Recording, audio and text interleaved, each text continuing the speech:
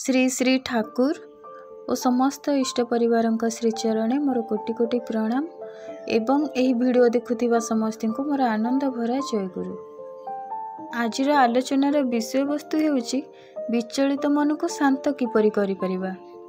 सेथिपाई वीडियोटी को शेष पर्यंत निहाती भाବରେ देखिबे एवं किपरि लागिला निश्चय जणाइबे। जीवन में दुख कष्ट अवश्य आसी थाए। सेही दुख कष्ट आरंभ हुए मन खराब। मन खराब हुए नाना प्रकार कारण पाई। आउ केबे केबे मन खराब काहेकि होउची बोली कारण खोजी पाई न थांती। मन रे जेतेबेले अवसाद आसी जाए सेतेबेले किछि बुझा पड़ेनी जे कौन करा जाई पारे। सेथिपाई श्री श्री ठाकुर कहती झड़ झंझा जेते आसुक मने राखिस चोर, माथार ऊपर दयाल आछेन भय कि आछे तोर। एपरी एक अवसाद अवस्था पड़ी जड़े गुरु भाई श्री श्री ठाकुर को पचारे, ठाकुर मोर मनटा खूब खराब, किछि करिबारे आग्रह नहीं, किछि शुणिबारे भी आग्रह नहीं, किछि भल लागुनी कि कौनसी रे मन लागुनी, भीषण कष्ट पाउछि।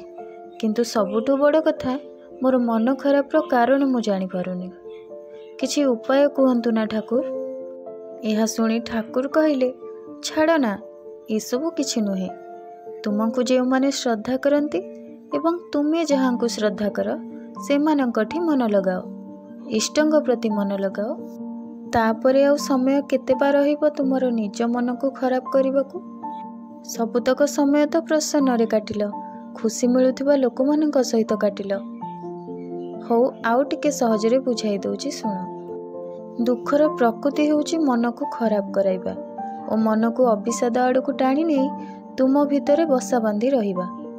किंतु तुमे जदि यहाको प्रश्रय न दियो एवं तड़ीबार प्रयास कर, अर्थात निजे जेते आनंद रे रही पार, दुख पाई से होची सजा व दुर्बलता। दुख को इच्छा करिले ही तड़ी दिया जाय पारे, से हमर मन ठारो शक्त नुहे। मन जेतेबेले विचलित हेबो सेतेबेले जेते पार मन सेठी लगाओ जेउंठी तुमको खुशी मिलता है एवं शांति मिलता है, ना कि सबु समय रे दुख को भाभी भाभी निज ऊपर भारी हेबाकू देब। एतक बुझाई सारी ठाकुर से गुरु भाई को प्रश्न कले, कुह तो देखी कष्ट रे थिबा बेले लोक माने काहेकि निजर इष्टों को मने पकई थांती। गुरु भाई जनक किंतु ठाकुर को कहले, आपण ही कहि दियंतु। तेणु ठाकुर कहले, समस्ते जानती जे से जो दुख देखुचंती ताठू ढेर अधिक शक्तिशाली होउचंती निजर इष्ट। इष्टों हाथ जेतेबेले मुंड उपरे अछि, दुख तुमर कौन करिवो।